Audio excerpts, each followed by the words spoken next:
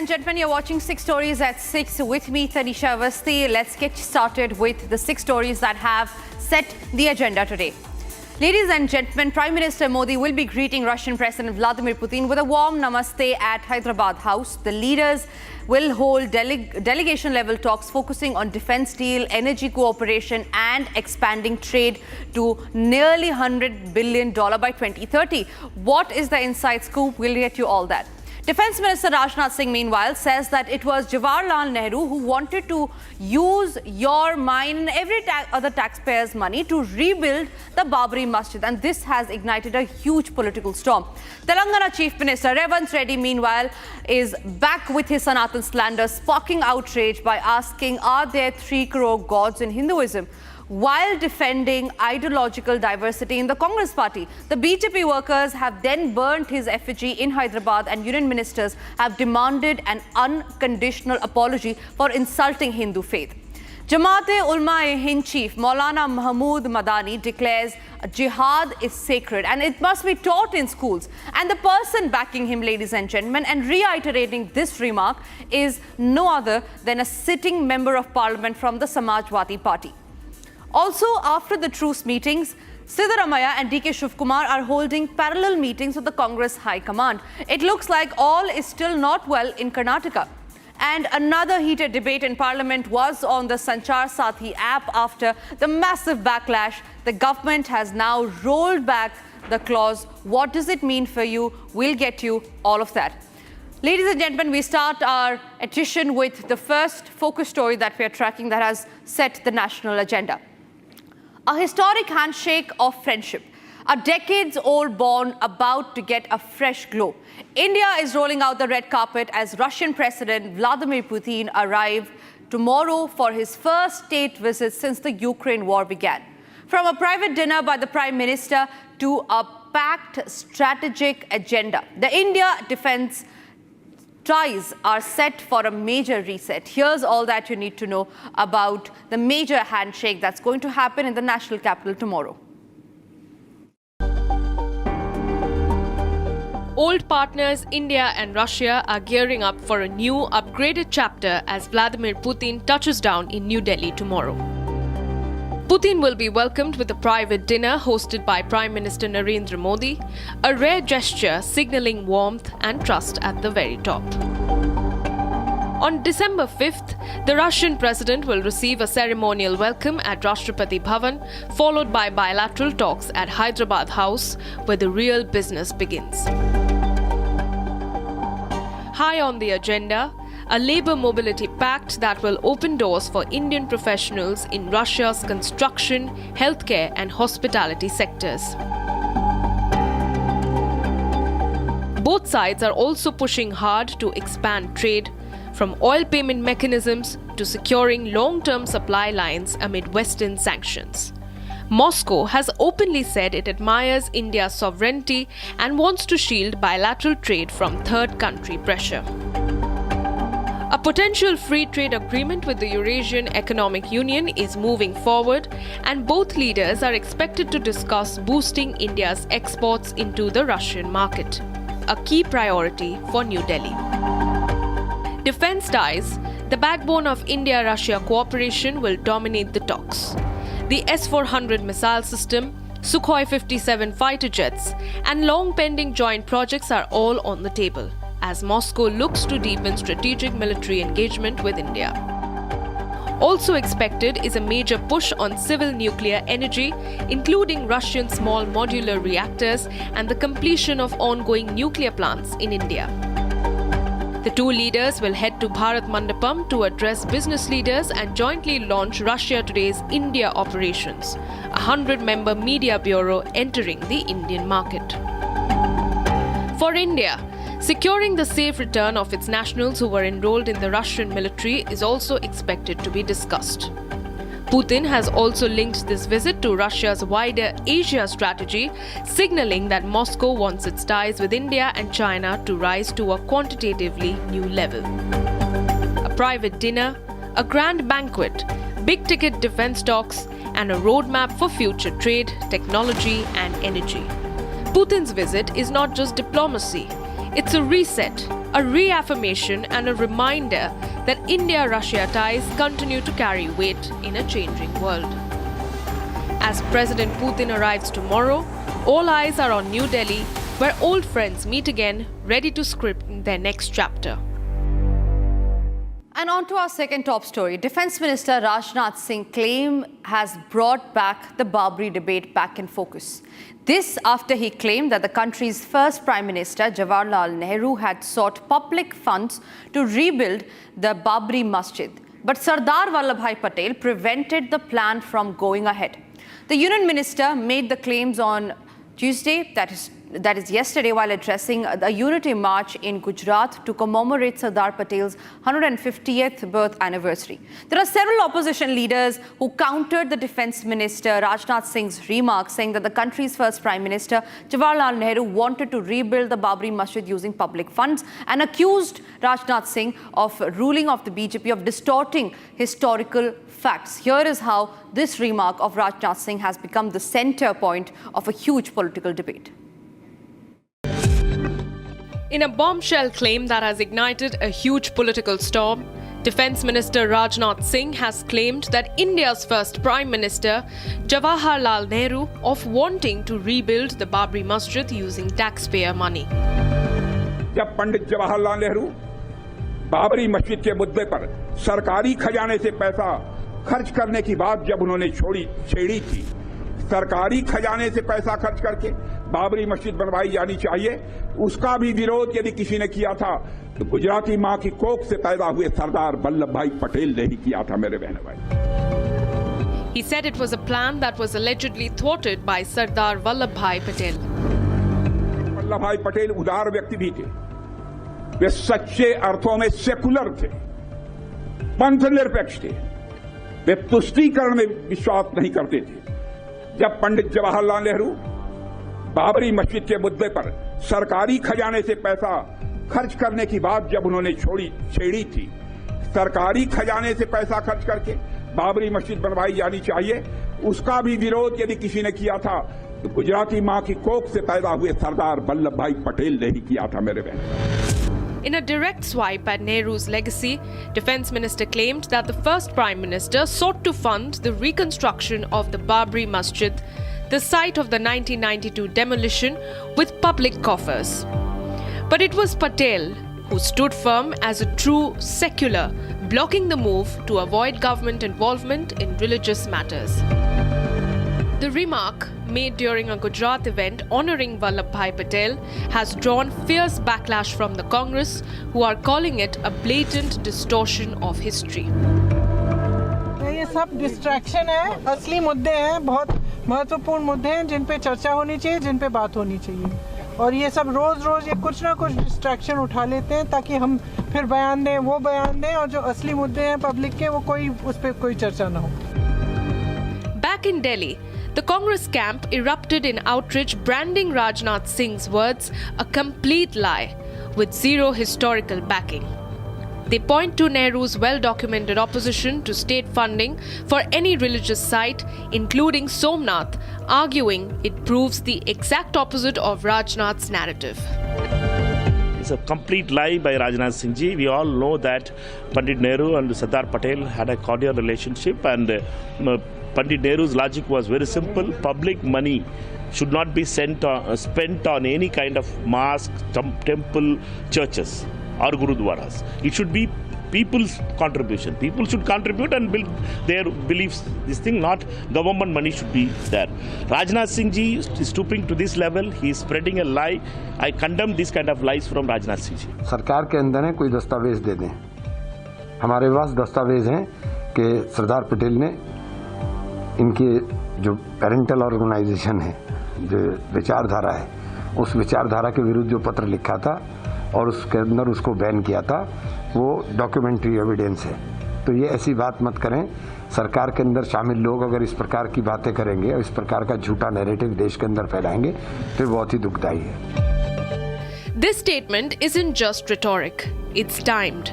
Just days before the anniversary of the Babri demolition, stirring old wounds in the heart of Ayodhya's political narrative. 17 मार्च 1959 को नेहरू क्या बोलते हैं एक कार्यक्रम में, some of the temples of South India however repel me in spite of beauty. I just can't stand. Why? I do not know. Cannot explain that. But they are oppressive. They suppress my spirit.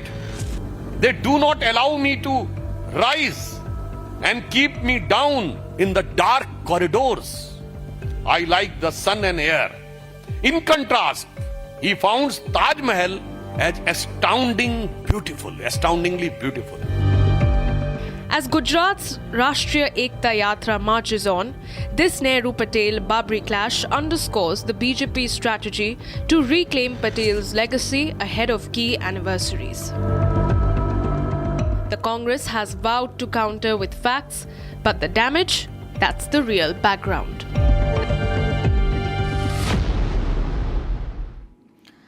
At the Telangana Pradesh Congress Committee Executive Meeting, Chief Minister Revanth Reddy sparked a massive controversy by rhetorically questioning to vast of the Hindu deities to underscore the diversity with his party, asking how many gods are there in Hinduism, how many deities are there, and are there 3 crore deities in Hinduism? Now he elaborated with examples like that of Hanuman for the unmarried gods, for those remarrying or drinking alcohol, and religion figures who receive offerings of alcohol, chicken, rice, etc., urging the Congress members to embrace such ideological variety just as Hinduism accommodates all. Now, the anti-Hindu slander by the Congress Neta hasn't gone down well for him. Here's why. The Congress party is yet again facing backlash for another controversial remark. First on the Indian Army and now on Hindu religion. Telangana Chief Minister Revanth Reddy's controversial comments on Hindu gods have ignited a fierce backlash, with the BJP and Hindu organizations accusing the Congress of hurting religious sentiments.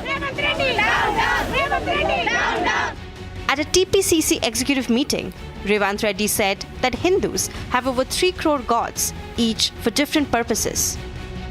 హిందువులలో ఎన్ని దేవతలు ఉండ్రు, ఎంతమంది దేవుళ్ళు? 3 కోట్లు ఉండ్రా? ఎందుకున్నాయి? పెళ్లి చేసుకోవడానికి హనుమంతుడు ఉన్నాడు, 2 పెళ్లిళ్ళు చేసుకునేటానికి ఇంకొక ఆయన దేవుడు ఉన్నాడు, మందు తాగేటోళ్ళకి ఓ దేవుడు ఉన్నాడు, ఎల్లమ్మ, పోచమ్మ, మైసమ్మ, కళ్ళు కొయ్యాలి, కోడి కొయ్యాలి అనేటోళ్ళకు ఉండ్రు, పప్పన్నం తినేటోళ్ళకు కూడా దేవుడు ఉండు. అవునా? అన్ని రకాల దేవుళ్ళు ఉన్నారు. The comments triggered instant outrage, with the BJP calling them insulting, derogatory, and an attack on the Hindu faith.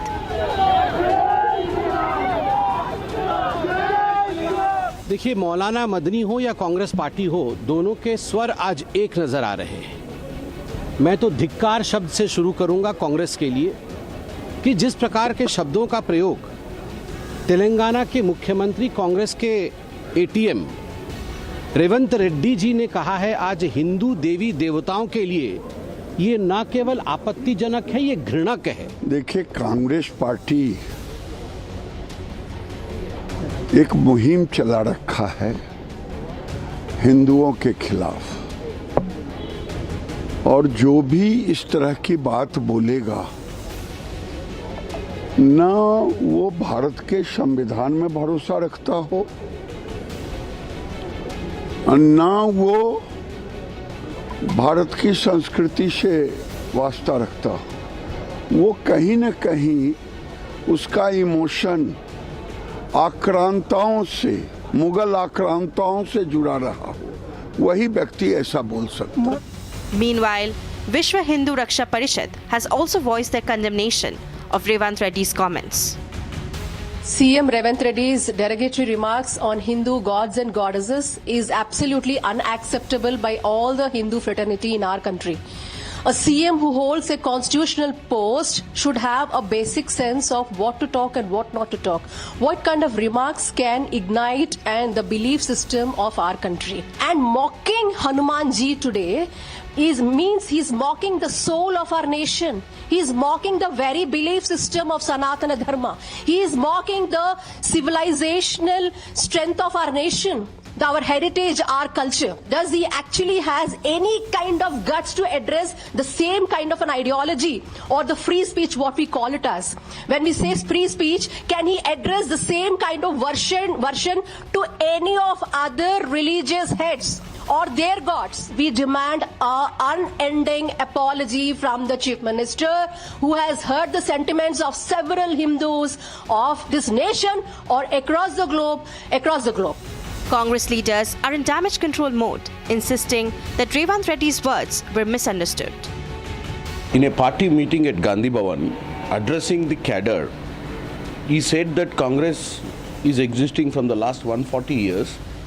There are so many leaders who leads the state units, so there are followers who follow different leaders. So he has compared that with the Hindu following the gods, multiple gods. So he compared that, talking about our own political party, how it existed and why the other political parties haven't existed for 140 years. But the BJP is taking it the other way in the state of Telangana and trying to polarize, trying to again use the caste and gods into the politics. But Revanth Reddy's ultimate thing, what he said, is not to hurt anybody's sentiments. The political controversy shows no signs of cooling down, as Revanth Reddy's remarks on Hindu deities have sparked widespread outrage, leading BJP to criticize the Congress-led government in Telangana.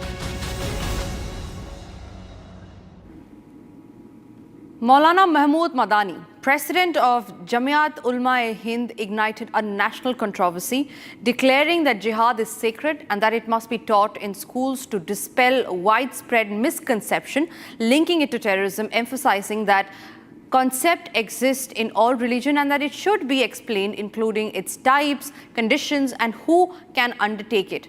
Now, as the opposite of violence, he calls it, what followed the statement was worse. A sitting member of parliament of the Samajwadi Party almost parroting what the Jamiat Ulama-i-Hind chief said. Here is how this has ignited a huge political debate. A fresh storm has erupted. Maulana Mahmood Madani has done it again, calling jihad sacred and insisting it must be taught in schools. Madani says the term has been twisted and accuses political leaders and Sanatan voices of equating jihad with terrorism. In an interview, he doubled down, claiming jihad is vital for the nation and must be introduced in school education to teach its true meaning. But when Republic confronted him on his controversial pitch, Madani evaded the question, dodging every direct query. Sir आप कह रहे हैं sir स्कूलों में जो है जिहाद पढ़ाना चाहिए सर, आप कह रहे हैं सर स्कूलों में जिहाद पढ़ाना चाहिए सर, आपसे स्टेटमेंट सर आपकी जो राय है उसी की बात करना चाह रहे हैं सर आपकी जो राय है आप कह रहे हैं सर स्कूलों में एक second This comes amid heated debate over Al-Falah University case and his earlier warning of whenever injustice occurs, there will be jihad. Adding fuel to the escalating row, Congress MP Imran Masood backed the idea of teaching jihad, saying jihad is a term that should be taught. It is for the country and for the nation. The controversy deepened further in Parliament, with Samajwadi Party MP Mohibullah Nadwi declaring in Lok Sabha that injustice being done to Muslims means jihad will have to be done. जिनके पुरखों ने आजादी की लड़ाई लड़ी थी मौलाना अरशद मदनी, वो कह रहे हैं कि जुल्म और नाइंसाफी के खिलाफ लड़ना शायद हमें दोबारा लड़ना पड़ेगा और जिहाद करना पड़ेगा। आखिर कब तक मुसलमानों को इस तरह से दबाया जाता रहेगा मुल्क में? मैडम, एक जुल्म की एक बर्दाश्त होती है और जब बर्दाश्त खत्म हो जाती है तो जुल्म। धन्यवाद. But the endorsement triggered a fierce counter-attack from the BJP, with MP Sudhanshu Trivedi accusing Congress of promoting what he called a Muslim League Maoist mentality.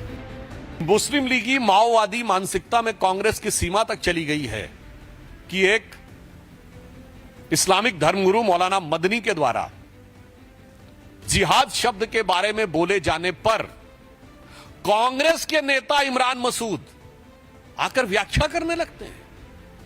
मतलब आपको कौन सी ऐसी गरज पड़ी है कि एक बिल्कुल मजहबी विषय के ऊपर आकर आप उसका बचाव कर रहे हैं. A remark that has once again triggered national outrage, putting the definition and politics of jihad back in the spotlight.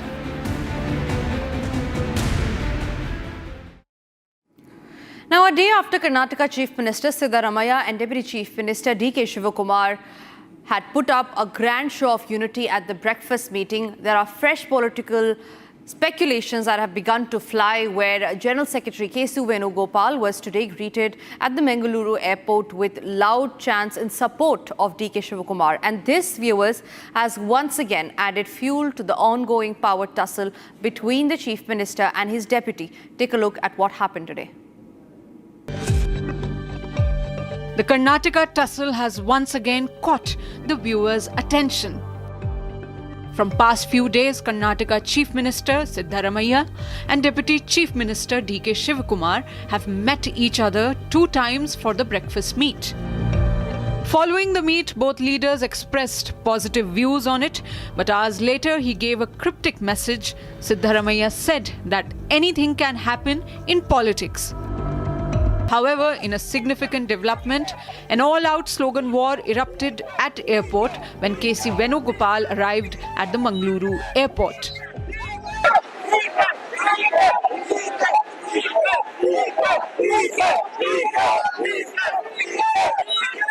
Followers of Deputy Chief Minister D.K. Shivakumar gathered in large numbers and raised slogans demanding he should be made the next Chief Minister. And it did not stop here. Supporters surrounded Venugopal's cars, chanting DK, DK, and insisting that party leadership elevate Shivakumar. Soon after, as Siddaramaiah landed in the city to attend the Guru Gandhi Dialogue Centenary program, his followers immediately broke into Siddhu Siddhu chants. Meanwhile, D.K. Shivakumar totally brushed aside the political chatter surrounding the slogan raised in his support. It is the DK is going on last 10 years, sir. There is not nothing new in it. When people started speaking on Modi, people are speaking on DK. Some people speak on Rahul. Some speakers take Sidhu. There is nothing wrong in it. What is there? With their love and affection, they speak. We should take it in a very sportive way. Now, with the competing chants, public displays of strength and internal jibes, is Karnataka witnessing mere political posturing, or is the power struggle out in open once again?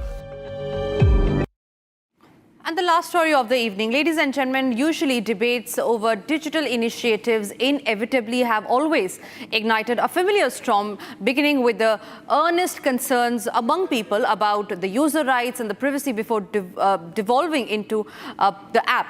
Now, the latest flashpoint in this regard is the Sanchar Saathi app, a government-backed cybersecurity tool that has been launched this year, in fact, in the year of January, to combat the telecom fraud by verifying there are certain devices, numbers, and even blocking or lost stolen phones.